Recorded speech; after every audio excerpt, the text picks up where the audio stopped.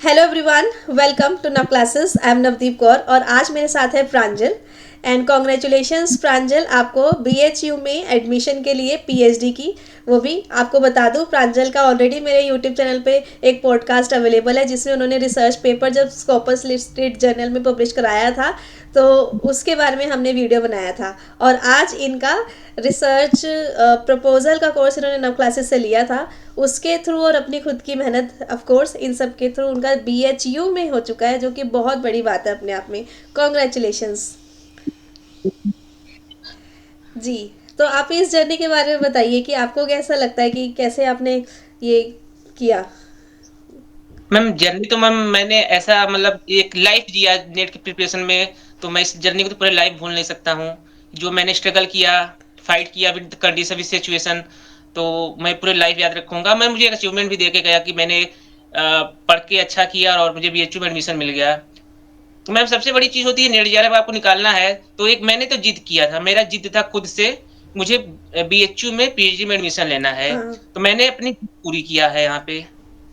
क्योंकि मैंने 5 महीने नेट की प्रिपरेशन किया, 6 महीने, और मैं 5-6 महीनों में जहाँ पे लोग नॉर्मली लोग जाएँगे तो सिलेबस ही समझेंगे 5-6 महीनों में, और मैंने 5 महीने की प्रिपरेशन में बीएचयू में एडमिशन मिला है। तो ये मेरी जिद थी कि नहीं मुझे लेना है।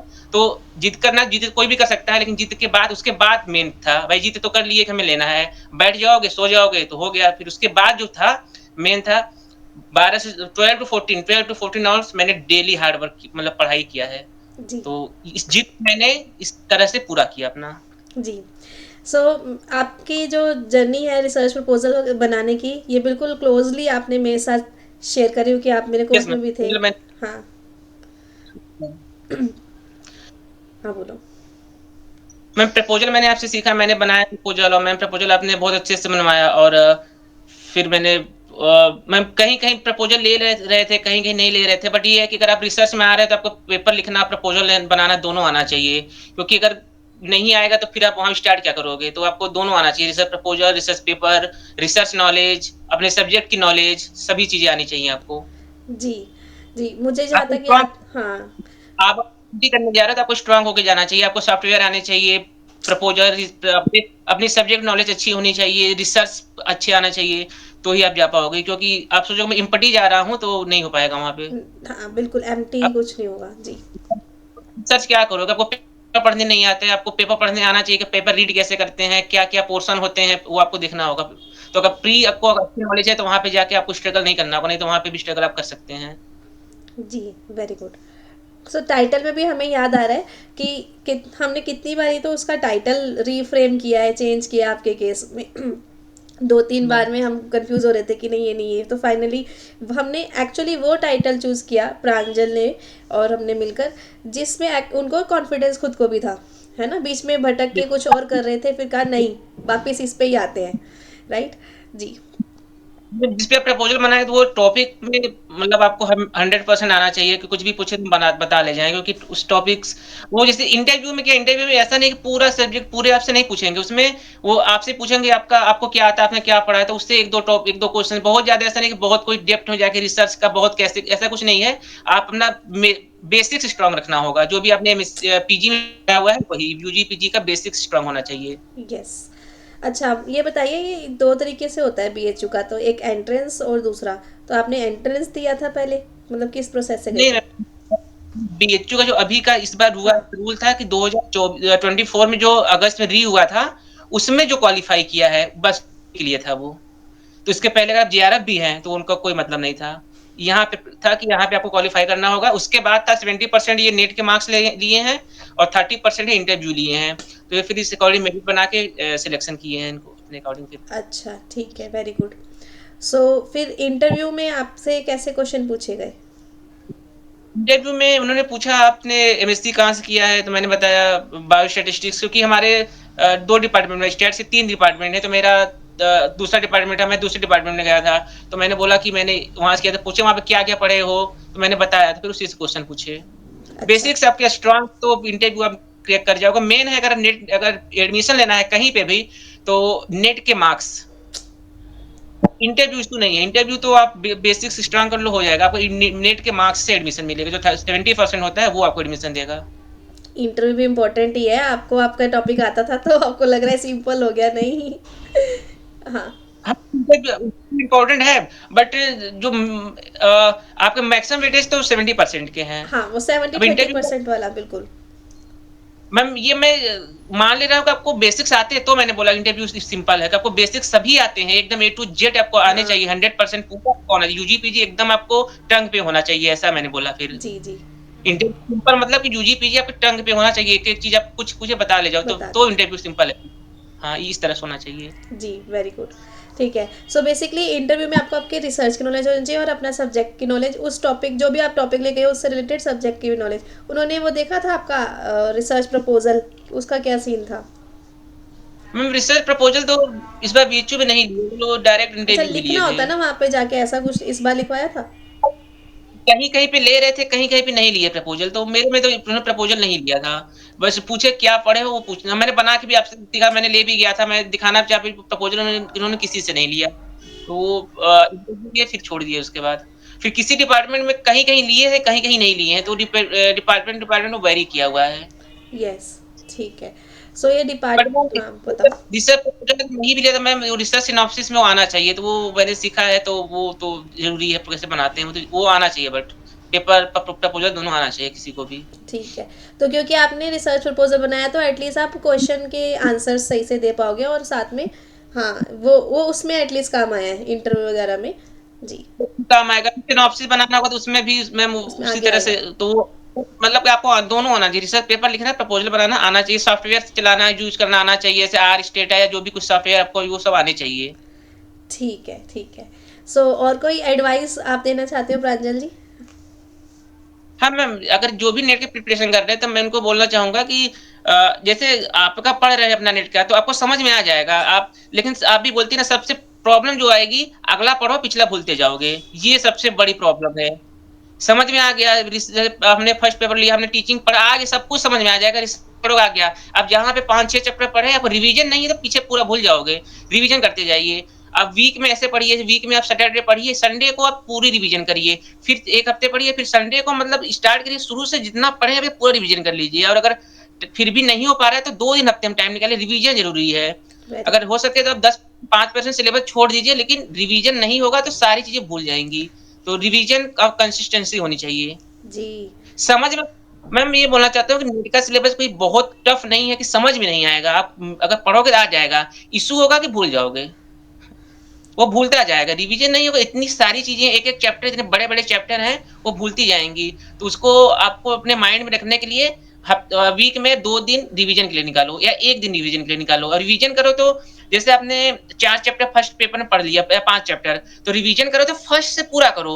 फिर नेक्स्ट वीक, फिर अगर आपने 1 हफ्ते में 1 चैप्टर पढ़ा, फिर नेक्स्ट वीक फर्स्ट से पूरा करो, तो आप एकदम फ्लो में रहोगे, तो वो भूलेंगी नहीं।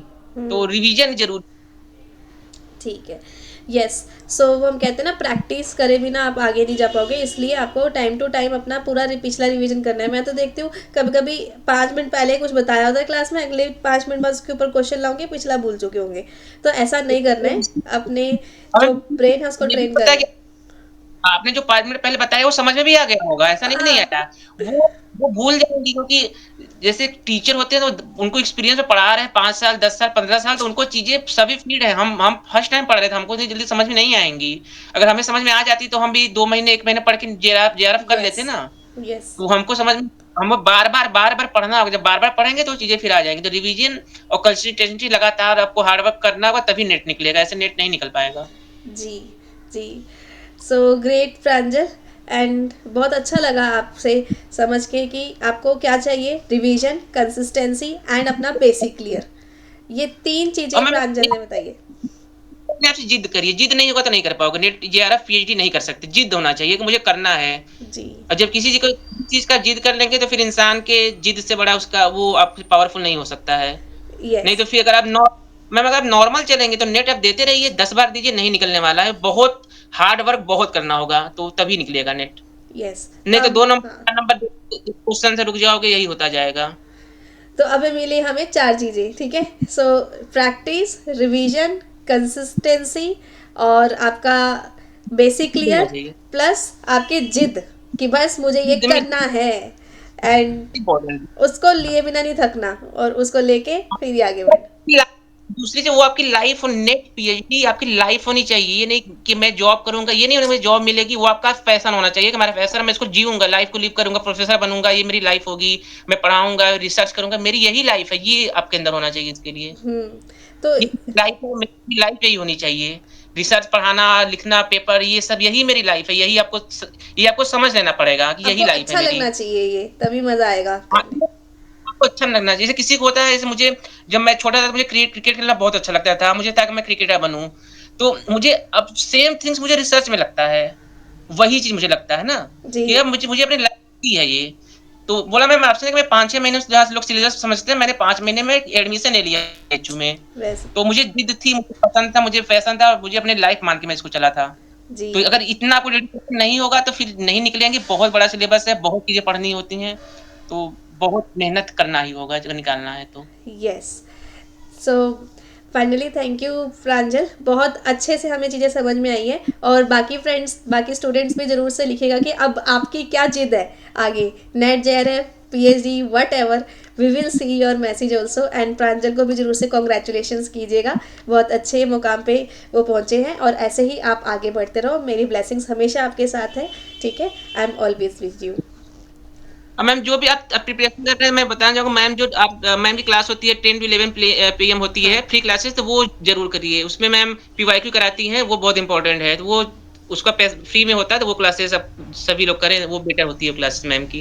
यस। तो फिर वो और फिर पीवाईक्यू लगाइए चैप्टर वाइज़ या फिर ईयर वाइज़ पीवाई हाँ, इम्पोर्टेंट पीवाईक्यू भी बहुत इम्पोर्टेंट है मैम। पीवाईक्यू को बहुत अच्छे से करिए, थ्योरी पढ़िए, पीवाईक्यू लगाइए मीन्स आपको टोटली आपको पूरा डिवोशन देना होगा। पूरा आपको मैं बोलूँ तो दिन-रात आपको उसी में लगा रहना होगा, तभी आपको नेट निकल पाएगा या जेआरएफ निकल पाएगा। जी। जी। और आप निकाल लेंगे। मेरा दूसरी चीज़ होनी चाहिए कि आपको अपने मेहनत पे भरोसा होना चाहिए और रिज़ल्ट के बारे में मत सोचिए। हम्म। रिज़ल्ट के बारे में कि पेपर टफ बनेगा, सिंपल बनेगा हम नहीं बता सकते। पेपर टफ भी बन सकता है, पेपर सिंपल बन सकता है। हमें अपना बेस्ट देना होगा कि हमारा क्या बेस्ट है। हम तो अपना बेस्ट लेके जाएँ। पेपर डिपेंड नहीं करता है हमारे ऊपर। पेपर हो सकता है टफ बना दे, सिंपल बना दे, हम बेस्ट ही करके जाएँ। तो और अपने ऑनेस्टली वर्क हार्ड कर रहे हैं तो ऑनेस्टली करना चाहिए। ये नहीं कि हम पढ़ रहे हैं 12 घंटे और फ़ोन चला रहे हैं ये वो, तो नहीं पूरे ईमानदारी से मेहनत करना होगा। मैंने जब दिया था फर्स्ट टाइम नेट तो मैंने मुझे अपने हार्ड वर्क पे भरोसा था केवल। मुझे था कि मैंने 3 महीने फर्स्ट टाइम जब मैंने दिया था जून में, तो मैंने 3 महीने पढ़ा था और मैंने 3 महीने में ही नेट निकालने की कोशिश किया था।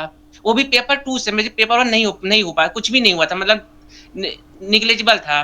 तो मैं रिज़ल्ट पे ही गया था कि मैं 3 महीने में पेपर 1 को मैं सोचा था 70-75 करके मतलब पेपर 2 से पेपर 1 में मैं 20-25 क्वेश्चन करके निकाल लूँगा। मैंने रिज़ल्ट पे ही गया था, नहीं हो पाया री-एग्ज़ाम मतलब पेपर कैंसल हो गया था। शायद ये मेरे हार्ड वर्क का ये था कि ईश्वर ऊपर वाले ने सोचा कि इसको एक चांस दो, इसने बहुत मेहनत की हुई है। दोबारा में मैंने यहाँ पे ये मुझे रिज़ल्ट मिला हुआ है। तो अपने हार्ड वर्क करिए लेकिन ऑनेस्टली होना चाहिए। ये नहीं कि हमने 12 घंटे बैठ रहे हो, 4 घंटे पढ़ रहे हो, 8 घंटे टाइम लॉस कर रहे हैं। ऑनेस्टली करिए और मेहनत पे भरोसा होना चाहिए। बिलीव कि मैंने जो किया है, मैंने अच्छा किया है, तो जी। आपको मिल जाएगा। और मैंने अपने मेहनत मुझे पूरा भरोसा था। मुझे था मेरे को टाइम कम मिला, मैंने पूरा नहीं पढ़ पाया लेकिन मैंने जो भी पढ़ा मैंने बहुत हार्ड वर्क किया है, मुझे सक्सेस मिलना ही मिलना है क्योंकि मैंने बहुत किया हुआ है। तो मुझे अपने मेहनत पे पूरा भरोसा था। मैंने इंटरव्यू देने गया, मैं उसमें भी मुझे पता था कि वो सामने वाले प्रोफ़ेसर बैठेंगे, मुझसे क्या पूछेंगे, मुझे नहीं पता था। मुझसे जितना बेस्ट हुआ, मैंने जितना पढ़ सकता था अपने सिलेबस को, अपने चैप्टर्स को, अपने बेसिस को मैंने वही पढ़ के गया और मैं सीधा स्ट्रेट गया। मैं मतलब किसी को नहीं जानता था वहाँ पे, हम्म। डायरेक्ट मैं गया और मुझे था कि अगर मुझे अपने मेहनत से मिलेगा तो मैं ले लूँगा, नहीं मिलेगा तो मैं नेक्स्ट टाइम तो आपको ऑनेस्टली आप हार्ड वर्क करना होगा और भरोसा करना होगा अपने ऊपर। तो आपको सक्सेस में कोई भी अगर हार्ड वर्क करेगा तो वो कभी भी आपको दे के जाएगा, आपको कभी भी खाली हाथ आपको नहीं भेजेगा। बिल्कुल वो सही। आपको भरोसा वहाँ पे और मिल जाएगा, आप लगातार करते रहिए और अब अनसक्सेस हो रहे हैं तो तब तक करिए जब तक आपको सक्सेस ना मिल जाए। रुकने की कोशिश मत करना, कोई भी होगा, आप रुक नहीं रुकना सकते। नहीं। रुक जाएँगे तो वो चीज़ें खत्म हो जाएँगी। मेरे जेआरएफ नहीं है, मैं आज ही रुक जाऊँ, मेरे जेआरएफ कभी नहीं होंगे। तो मुझे खुद कंटीन्यूअस जेआरएफ के लिए हार्ड वर्क करना होगा, तभी मेरे जेआरएफ हो पाएँगे आने वाले टाइम में। तो मैं यही सबसे बोलना चाहूँगा कि लगातार मेहनत करिए, अपना पैशन बनाइए, शौक बनाइए, इस ज़िंदगी को लिव करिए। क्योंकि जब आप कभी सक्सेस हो जाएँगे मैं खुद आज थिंक कर रहा था कि मैंने पिछले 1 साल में क्या किया है। मुझे एडमिशन मिल गया, मैंने कैसे-कैसे पढ़ा, मुझे बहुत अच्छा लग रहा था। हाँ। उस लाइफ़ को अब लीव करिए उस लाइफ़ को, क्योंकि द ये लाइफ़ आप एक बार कर लेंगे, दोबारा आपको इतना नहीं करना होगा। फिर आपको यस। लगेगा कि हाँ, मैंने बहुत कुछ किया हुआ है। अब तो देखो, अब ये चीज़ें क्लियर हो गई, आप पीएचडी कर रहे हो, अब एक ही सीन है कि आगे प्रोफेसर बनना है, वो भी बन जाओगे। बिल्कुल। यस।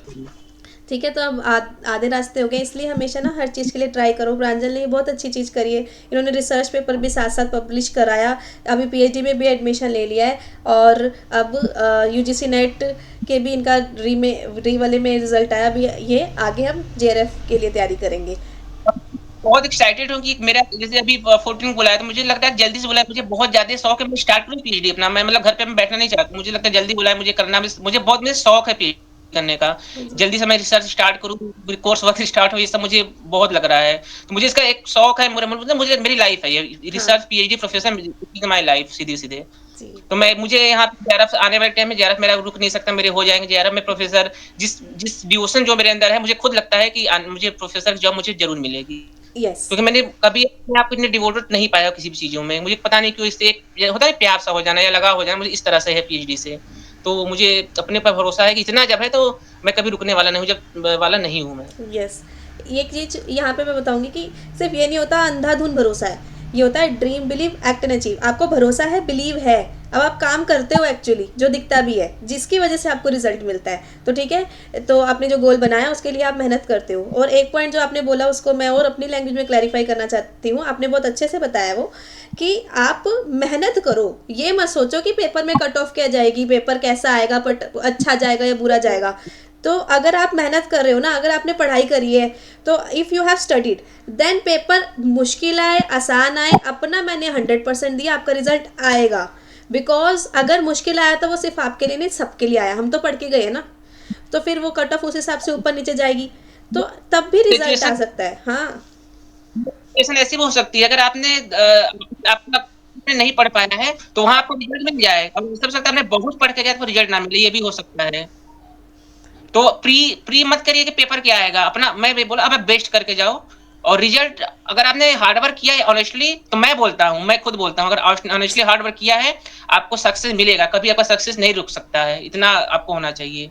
जी। अब मैंने कुछ प्रैक्टिकल मेरे ऊपर प्रैक्टिकली अप्लाई हुआ है, हाँ। मैंने जितना भी टाइम किया है, मैंने ओके। ऑनेस्टली किया तो मुझे रिजल्ट मिला है, तब तब मिला तो है। यही करिए आप। Yes ma'am. जी।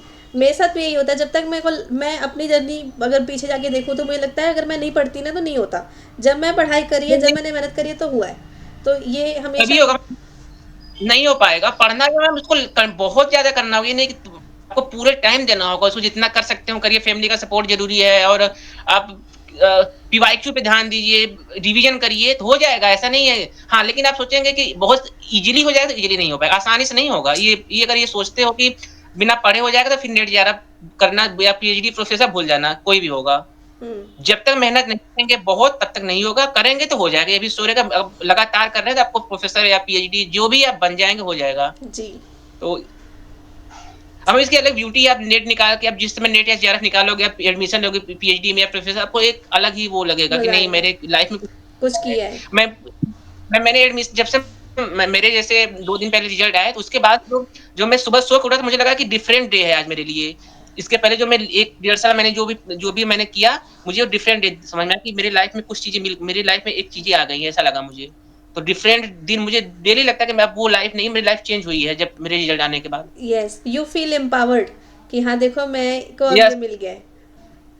अपना मिल गया है। अगर मैंने किया हार्ड वर्क, मुझे लगा मैंने ऑनेस्टली किया, तो मुझे शायद गॉड ने भी मुझे सपोर्ट सपोर्ट किया। किया, जो भी किया उसने मुझे रिजल्ट दिया हुआ है। तो अगर मैंने ऑनेस्टली गया हूँ, तो अगर आप जाओगे तो आपको होता नहीं कि आपको रिजल्ट मिल जाएगा, आपको चीज़ें आपके साथ बेटर हो जाएँगी। और ये सोचो कि मैं बैठा रहूँ, सोचता रहूँ, ऐसे जाके पेपर दे दूँ, निकल जाएगा बाई लक, तो बाई लक नहीं होगा कभी भी, हम्म। बाई लक नहीं होगा।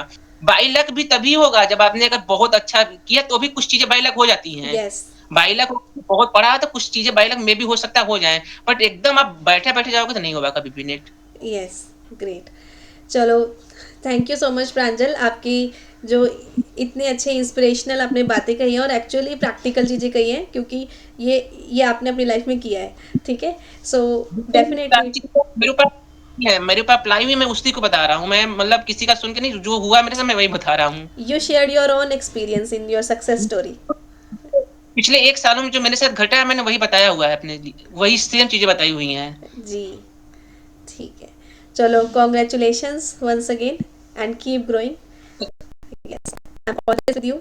सो dream, believe, act and achieve. Thank you and keep growing.